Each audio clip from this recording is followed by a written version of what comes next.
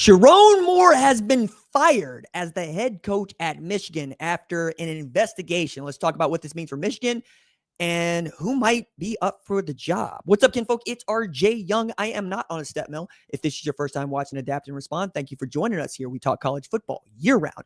If you're into that, hit that subscribe button, like this video, and answer the question in the comments below.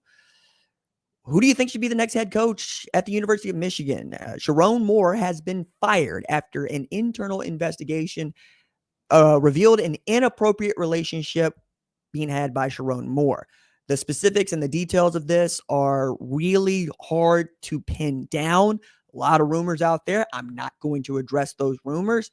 Number one, it is a personnel matter, and what Michigan has said, which is already quite a bit, is going to have to suffice for now. So if you're looking for scuttle on that, I suggest you go elsewhere. For the time being, we're going to talk about what this means for the team. A, who's your interim? It is Biff Poggi. Biff's a great interim. He's a great dude to have in that spot, but he is not your long-term solution. This allows Chip Lindsey to continue to do his job as the offensive coordinator, Wink Martindale to continue to do his job as the defensive coordinator. Also does not disqualify Wink Martindale or Chip Lindsey to be the next head coach at the University of Michigan. Number 2 on this list, is your bowl prep still going on? Are you still planning to play? I expect that they will. That's why you name your interim.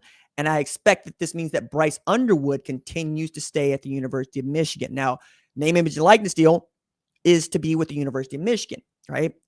I think that he wants to finish at the University of Michigan, and it would surprise me if he hit the transfer portal. That said, if you hire a new head coach that does not vibe with him, I would expect him to leave, but I don't think it is in Ward Manuel's best interest to hire a head coach that doesn't already like and want to coach one Bryce Underwood. So that's 2.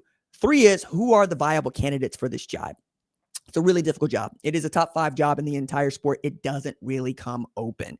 There's a reason why you've only seen a handful of coaches since basically Bo Schembechler, right? And since Lloyd Carr, we've seen Rich Rod, we've seen Brady Hoke, we've seen Jim Harbaugh and Sherrone Moore. You won a national championship with Jim Harbaugh. You look good with Sherrone Moore. You went and won a bunch of games last year without a quarterback. You won a bunch of games this year with a quarterback, nearly missed the college football playoff. These are all good things for you. I think that off the rip, there are 5 folks that come to mind for me, right?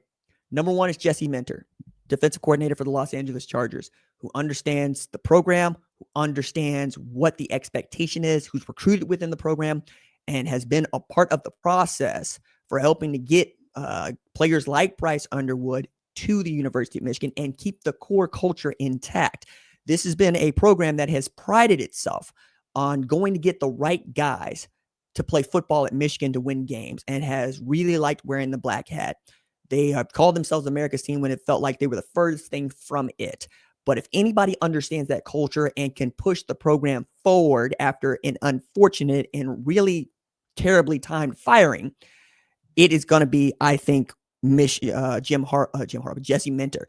Getting him out of the NFL, I think it's going to be difficult, but with the head coaching job, you'd like to think it. Maybe even bring his dad, Rick Minter, on for some capacity. You also might be able to keep a core part of the staff intact and or turn it over.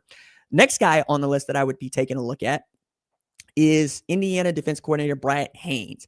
Perhaps not a face that you will recognize, but a Broyles Award finalist, and I think put together one of the best defensive performances in all of college football in the Big Ten championship game against Ohio State. He might not be quite ready for this job, but I think if you're going to let a younger coach develop into being a head coach, now's the time. Yeah, I would say Will Stein if he wasn't the head coach of Kentucky, right? We've seen Eric Morris become the head coach at Oklahoma State. We saw Ryan Silverfield become the head coach at Arkansas.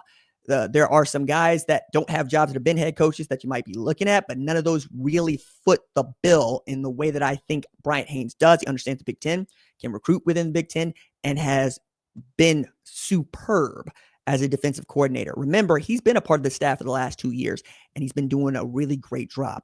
The next guy on the list for me, you go south of the Mason-Dixon line. You go get Glenn Schumann, defensive coordinator at Georgia. The last defensive coordinator at Georgia was pretty damn good. His name's Dan Lanning. Right, you get one of the young guys that has come up underneath Kirby Smart, who was with him at Bama for a little while, who coached inside linebackers, and has grown into the defense. I got to see Glenn Schumann give the speech for DeAndre Baker's Thorpe Award finalist, so a win, not finalist. And he was outstanding. He's a great recruiter. He's an outstanding defensive play caller. And he is also in a position to coach for a national championship. The problem with that is he's probably waiting on an SEC job of a type to come open. It might be a stretch for you to go get a guy like that. But if you're looking for a dude that can build your program and understands the core values of what it is you're trying to do and can take on the likes of Ohio State, Oregon, and Indiana, you're probably going to be looking to a coordinator, not unlike Glenn Schumann. Again, like Bryant Haynes, not in the face you might recognize, but certainly a guy that I am interested in. And again, a Broyles Award finalist. Next guy on the list, I think it's got to be Brian Kelly. I realized that he lost his job at LSU, and the longer that dispute went on, the worse LSU looked. But Brian Kelly has won north of the Mason-Dixon line, Cincinnati and Notre Dame. He was decent at LSU, right? Had a Heisman winner, 10-game season, maybe SEC championship game. And he knows how to build a winner. I think Brian Kelly would go into the same fold as a James Franklin, a guy who is right there on the cusp of being a national champion caliber coach, the kind that can lead a team like Michigan over the line, given the right tools and the right process. He's a hard dude to like as a fan. And I don't know that his players have always enjoyed him, but the offenses generally always perform. Matter of fact, this is the first year where the offense didn't perform and he got fired. But with a guy like Bryce Underwood, I got to believe he'd want to coach him. And I got to believe he'd like to bring in coordinators that would like to coach him, a coordinator that would like to coach him. And he's probably going to help your recruiting in a very good way and understand name, image, and likeness and understand what it takes to win. He went down to LSU because he wanted a program that he thought he could lead to a national championship. Couldn't do that at Notre Dame. Perhaps he thinks he can do that with Michigan because he's always, for the most part, been able to out-recruit him. But if you can bring that same person to Michigan, it's pretty damn good. I think there are quite a few places to go on this one. The last guy that I think you ought to be interested in, and I mean this sincerely, it's got to be Matt Patricia.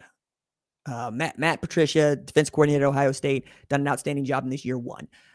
Came on because he wanted to get back into coaching and immediately hit the ground running with the number one defense in the country.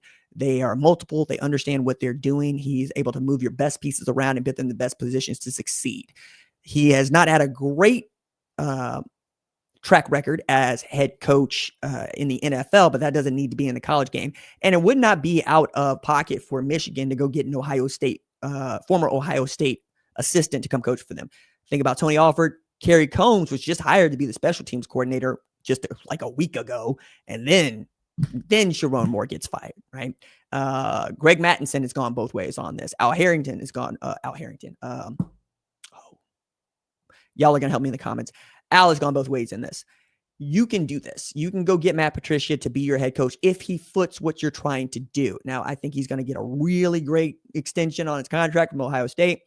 It's just going to make it even harder to pry him away because they're probably going to give him everything he wants. But we also know that Ohio State doesn't think that anybody is irreplaceable, and they're right. Everybody at Ohio State is replaceable, and they will treat you that way if you go get him. Now, there are a couple of others that I think are worth mentioning. Some people have said Brian Dable. I'm not interested in that. Some people have said Jed Fish. Why? What has he won? And who did he win it with? But also when you look at others like Kalen DeBoer, he's in a great spot, guys.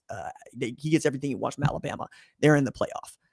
Again, Manny Diaz at Duke, I don't think so. I don't think that foots what you want to do. I think that's a step below what you're capable of. And Tommy Rees might be a guy that you think can coach at that level, but as a head coach, maybe. Also worked underneath Brian Kelly. Maybe Brian Kelly wants to go get him to be the OC for him. I think you got to retain Bryce Underwood. I think you got to retain Jordan Marshall. You got to retain Jair Hill. You got to retain Andrew Marsh. After that, all bets are off. This is seismic news, and we should all treat it just that way. I expect this process to take as long as it needs to.